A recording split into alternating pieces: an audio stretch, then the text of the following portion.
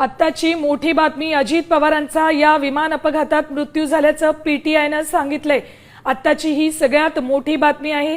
राज्याचं लाडकं नेतृत्व उपमुख्यमंत्री अजित पवार यांचा विमान अपघातात मृत्यू झाल्याचं पीटीआयनं सांगितलं आहे।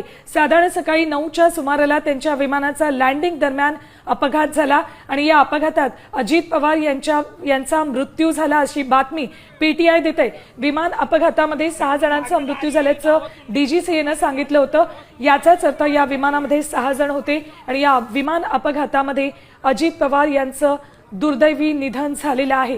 राज्याचे उपमुख्यमंत्री अजित पवार बारामतीमध्ये प्रचार सभेसाठी जात असताना त्यांच्या विमानाचा अपघात झाला। लँडिंगच्या वेळेला अपघात झाला आणि या अपघातामध्ये अजित पवार यांचं निधन झाल्याची बातमी पीटीआयनं दिली। अजित पवार यांच्या विमानाचा अपघात झाला आणि त्यात त्यांचा मृत्यू झाल्याची बातमी पीटीआयनं दिली आहे।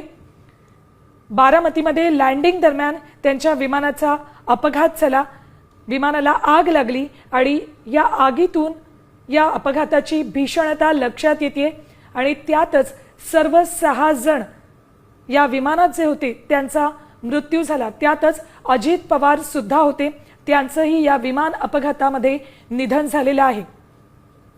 राज्याचे उपमुख्यमंत्री अजित पवार यांचं विमान अपघातामध्ये निधन झालं।